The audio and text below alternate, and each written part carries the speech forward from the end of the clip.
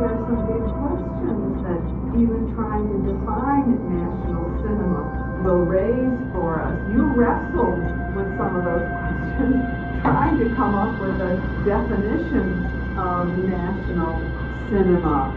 But Hal talks about how that film, it's utilizing that structure, but it's not just used just for flash and for style. It's utilized to sort of reflect the subject matter. And we're assuming that there is some universal, coherent thing called Japaneseness.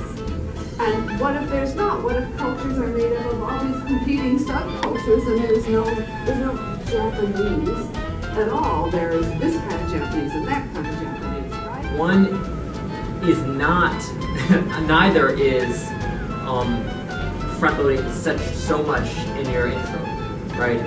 I think instead it could be very useful to have a thesis statement that says, first I will explain how identification works, right? Or how Beaudry and Metz tie identification to questions of space and pleasure, something along those lines, right?